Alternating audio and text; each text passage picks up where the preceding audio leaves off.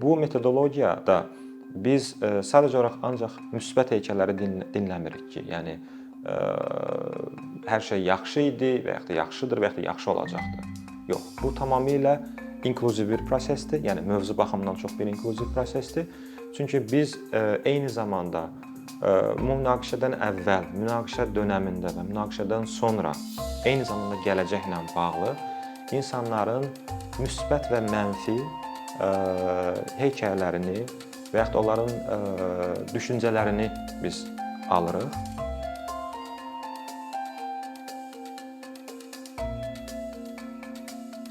Biz Berkov fondu olaraq 2017-ci ildə Azərbaycanda fəaliyyət göstəririk və bizim Azərbaycanda fəaliyyət göstərən layihəmiz şifahi tarix və yaddaş layihəsi Dağlıq Qarabağ kontekstində baş verir. Ümumiyyətlə şifahi tarix nədir? İlk öncə mən istəyərdim buna biraz açıqlıq verim. Şifahi tarix bir metodologiyadır, hansı ki bu həm araşdırma kontekstində istifadə olunur, həm də ümumiyyətlə fərqli layihələrin reallaşdırılmasında, belə deyək, praktiki layihələrin reallaşdırılmasında istifadə olunur. Və bu tək konflikt prosesində, konflikt kontekstində yox, müxtəlif mövzularda istifadə olunur. Bu ola bilər hər hansısa bir, belə deyək də, hakimiyyətin və yaxud da hökumətin dönəmində baş verən müəyyən bir vacib bir hadisə ilə bağlı ola bilər. Və yaxud da bu ola bilər hər hansı bir dönəmdə tarixdə baş vermiş bir xalqa qarşı və yaxud da bir etnik qrupa qarşı etnik təmizləmə və yaxud da genosidlə bağlı ola bilər. Və şifahi tarix metodologiyası bəzən belə deyək, travma sağalması ilə bağlı və yaxud da hekayə danışılması metodologiyalarla tamamilə fərqlənir. Amma şifahi tarix metodologiyası bu iki komponentin heç birisinə aid deyil. Çünki belə deyək, hekayə danışılması daha çox belə deyək də kiminsə hekayəsini, səs yazısını belə deyək də fərqli bir adamların adından danışılması məsələsidir. Travma sağaldılması tamamilə bir belə deyək də tamamilə fərqli bir metoddur və onun belə deyək də biz Berkov fondu olaraq bu istiqamətdə belə deyək də ixtisaslaşmamışıq. Çünki tamamilə ağır bir mövzudur. Amma şifahi tarix metodologiya olaraq, yəni konfliktlər mövzusunda, yəni bir neçə belə deyək də 10 illiklərdir istifadə olunur. Daha çox indiyə kimi istifadə olunub post münaqişə belə deyək dönəmində, yəni münaqişələr artıq belə deyək də hərbi və siyasi kontekstdə bitəndən sonra onun belə deyək də insanların baş verən hadisələri ilə bağlı öz xatirələrini paylaşması və refleksiyaları ilə bağlıdır. Amma biz Berkov fondu olaraq bunu həm Azərbaycanda, həm Gürcüstan, Abxaziya kontekstində, həm də Bosniya-Herseqovina kontekstində həm belə deyək də davam eləyən o cümlədən post münaqişə, yəni bitmiş münaqişələr kontekstində istifadə edirik. Və deyərdim ki, bu daha çox həm də konflikt transformasiya aləti kimi belə deyək tanınır. Bu konflikt transformasiya aləti kimi, yəni digər konflikt transformasiya metodlarından belə deyək fərqlənir. Nəyə görə fərqlənir? Çünki bu metodologiyada biz sadəcə olaraq ancaq müsbət heykəlləri dinləmirik ki, yəni hər şey yaxşı idi və yaxud da yaxşıdır və yaxud da yaxşı olacaqdır. Yox, bu tamamilə inklüziv bir prosesdir, yəni mövzu baxımından çox bir inklüziv prosesdir. Çünki biz eyni zamanda münaqişədən əvvəl, münaqişə dönəmində və münaqişədən sonra eyni zamanda gələcəklə bağlı insanların müsbət və mənfi hekayələrini və yaxud da onların düşüncələrini biz alırıq. Bunu necə edirik? Texniki baxımdan biz audio formasında alırıq. Bu tamamilə video müsahibələr deyil. Və biz başlayırıq, sonra bunu biz öz metodologiyamızdan belə deyək də istifadə edərək, yəni Berkov fondunun özünün çizdiyi, yəni cızdığı o metodologiya ilə biz onları artıq bir epizod halına salırıq. Biz buna epizod deyirik. Və sonradan onun biz transkriptlərini çıxardırıq və fərqli qruplarla və fərqli cəmiyyətin fərqli kəsimləri ilə biz bunun müzakirələrini çıxardırıq. Yəni müzakirələrə çıxardırıq və onu daha detallı belə deyək, müzakirə eləyirik. Ümumiyyətlə belə deyək də şifahi tarix metodologiyası konflikt və ya da sülh mövzusunda niyə vacibdir? Biz bu suala belə deyək, bir çox istiqamətlərdən baxa bilərik. Birinci, bizim səs yazılarını aldığımız respondentlərin kontekstindən baxsaq, yəni bu respondentlərə və ya da münaqişədən birbaşa və dolayısıyla daha çox birbaşa mən deyərdim, əziyyət çəkmiş və ya da münaqişənin və ya da müharibənin hissəsi olmuş insanların həyat hekayələrini belə deyək, biz onu həm tarix üçün saxlayırıq, yəni yaddaşa saxlayırıq. Eyni zamanda indiki gəncliyin və ya da indiki cəmiyyətin müxtəlif yaş qruplarında olan insanların müzakirəsinə çıxardırıq. Eyni zamanda bu metodologiya bizə imkan verir ki, biz bunu gələcək nəsillərə ötürək. Və bu belə deyək də metodologiyanın özəlliyi ondan ibarətdir ki, biz o dövrdə baş vermiş hər hansı bir hadisə ilə bağlı biz hansısa bir belə deyək, araşdırmaçının, alimin və yaxud da ki, belə deyək də yazıçının, yazarın dilindən və fərqli bir mənada desəm təhrif olunmuş bir formada yox və yaxud da dəyişdirilmiş və kontekstindən çıxardılmış bir formada yox, real həmin o respondentin dediyi bir formada, emosiya ilə, tonla, işlətdiyi sözlərlə biz onun və yaxud da necə yaşadığını biz görə bilirik. Və bu bizə tamamilə fərqli bir baxış verir. Münaqişəyə baxış verir. Deyə bilərsiniz ki, məsələn, sülh yaratma prosesində və yaxud da dialoq prosesində mənfi hekayələrin dinlənilməsi niyə vacibdir? Biz düşünürük ki, və Berkov Fond olaraq düşünürük ki, insanların ağrı-acılarını eşitmədən hər hansı bir davamlı sülhə, xüsusilə davamlı sülhə nail olmaq çox çətindir və demək olar ki, mümkünsüzdür və biz o insanları belə deyək, kənarlaşdıra bilmərik. Sülh bu insanlarla gələcəkdir. Yəni sülh bu insanlar yaşayacaqlar, belə deyək də. Yəni o baxımdan onlar bayaq dediyim kimi artıq öz həyatları ilə bağlı qərar vermə prosesində və ya da ona qərar vermə deməzdim də daha çox iştirak prosesinə keçirlər. Və onlara biz artıq platforma yaradırıq. Eyni zamanda bu auditoriyanın özünün üçün çox vacibdir. Yəni 90-cı illərdə bayaq dediyim kimi o müxtəlif nəsillər artıq belə deyək də real respondentin, o hadisənin iştirakçısı olmuş şəxsdən birbaşa bunu dinləyirlər. Və bu onlara tamamilə fərqli bir baxış verir, bayaq qeyd etdiyim kimi. Ümumiyyətlə bizim istifadə etdiyimiz şifahi tarix metodologiyası həm də belə deyim də bir hadisə ilə bağlı, bayaq dediyim ümumiyyətlə münaqişə mövzusunda qeyd eləsəm, bu daha çox belə deyək də kollektiv yaddaş və alternativ yaddaş belə deyək də bu qarşılıqlı prizması ilə belə deyək kimi görə bilərik. Çünki bəzi məsələlər var ki, tarixin müəyyən bir dövründə reallıqlara görə o fərqli cür təqdim olunur və fərqli cür cəmiyyət tərəfindən anlaşılır və analiz olunur. Amma şifahi tarix metodologiyası bizə imkan verir ki, biz o kollektiv yaddaş məsələsi qaldığı kimi biz fərqli bir yanaşma qoyaq ortaya. Yəni biz belə deyək də bir məsələyə artıq bir üzünə baxdıqsa keçirik digər üzünə baxmağa.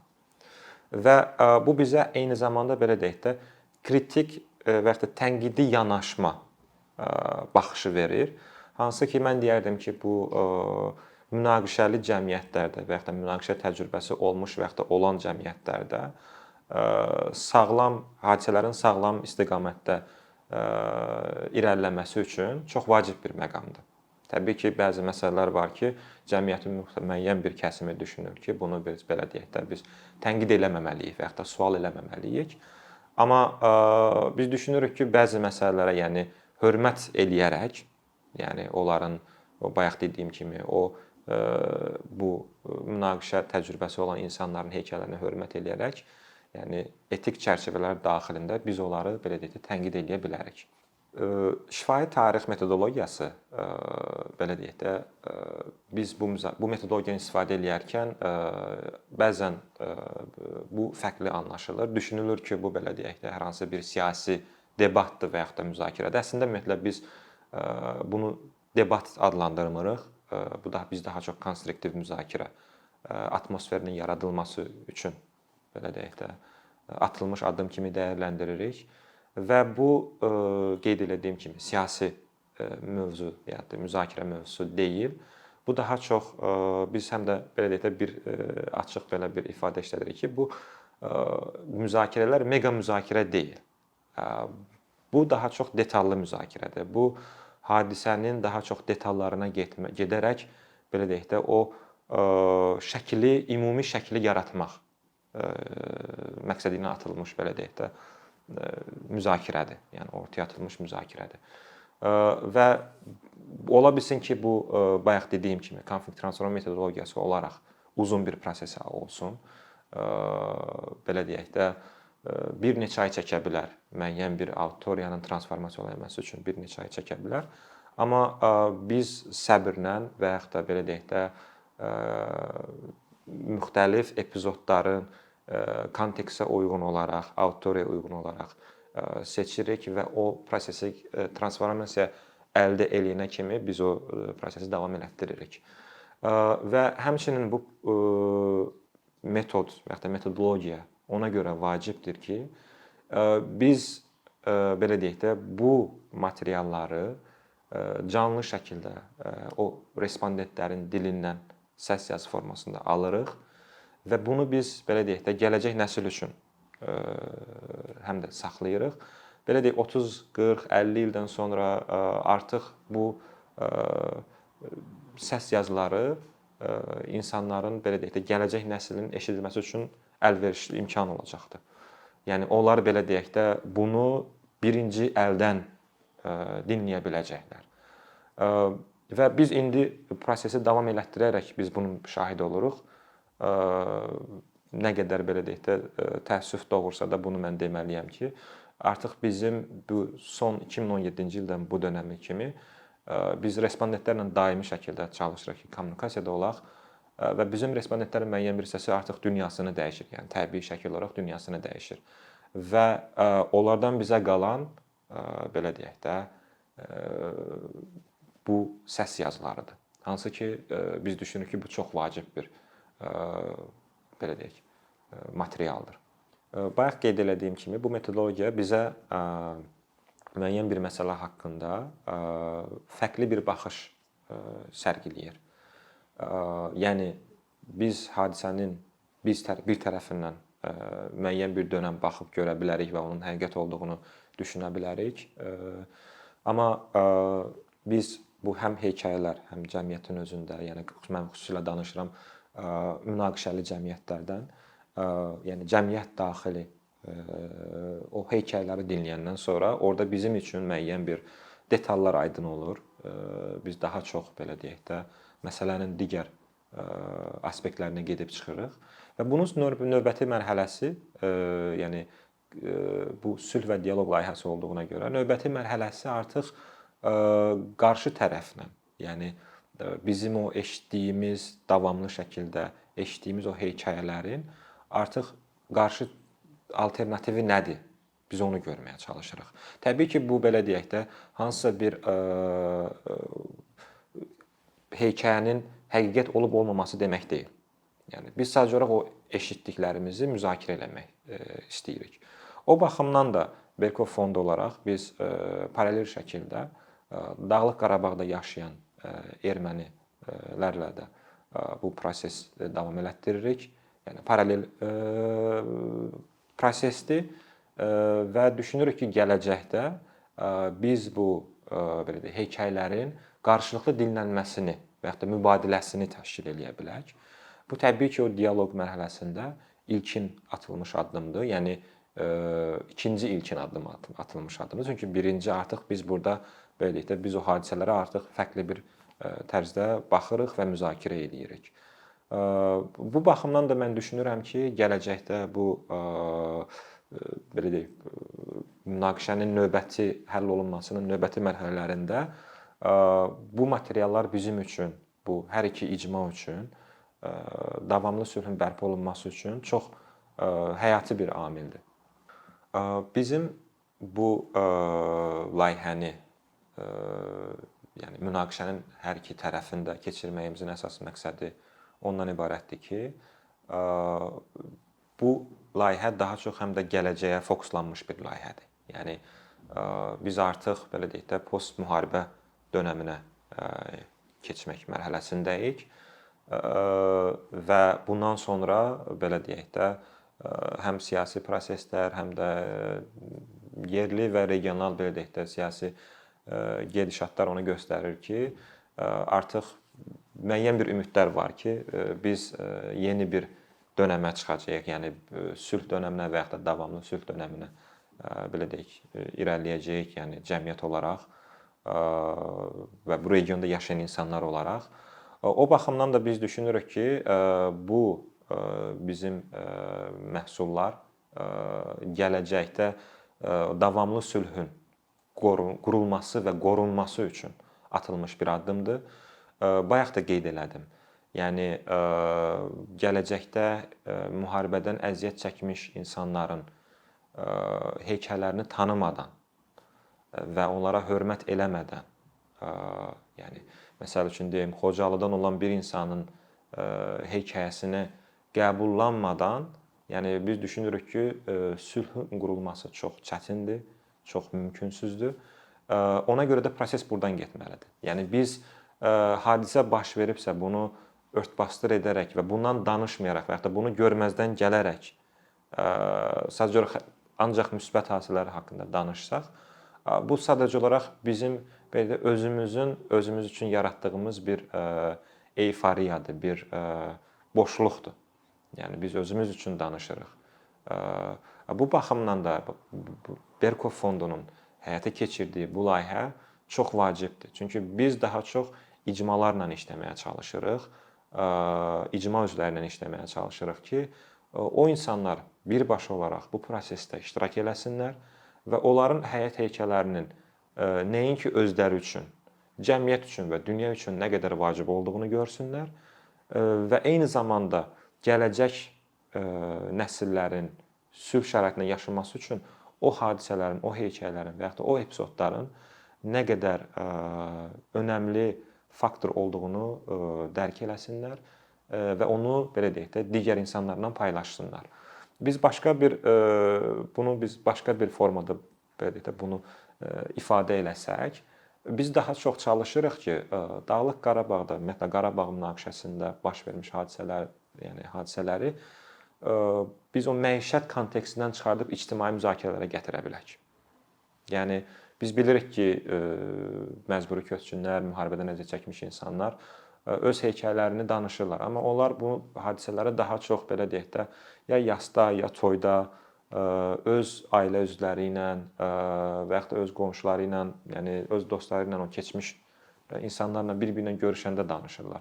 Amma biz çalışırıq ki, bu hadisələri, bu hekayələri artıq daha bir üst səviyyəyə çıxardaq və ictimai şəkildə bunların müzakirəsini təşkil edək.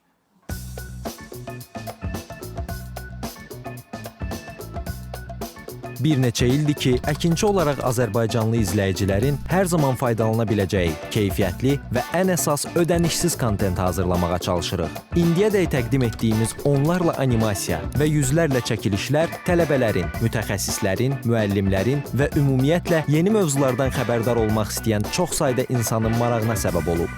Bu illər ərzində hazırladığımız videolar təhsil, texnologiya, ictimai fəallıq, iqtisadiyyat, gender bərabərliyi, ətraf mühit, ifadə azadlığı, hüquq, demokratik inkişaf, mədəniyyət və digər mövzuları əhatə edib. Məqsədimiz çoxlu baxış gətirən deyil, çoxlu fayda gətirən videolar hazırlamaqdır. Amma bu, düşündüyümüz qədər asan deyilmiş. Gördüyümüz iş kifayət qədər resurs, əmək və təbii ki, davamlılıq tələb edir. Bu səbəbdən Patreon platformasından istifadəyə başladıq. Əkinçinin Patreon hesabının populyarlaşmasına çox böyük ümidlərimiz və gözləntilərimiz var.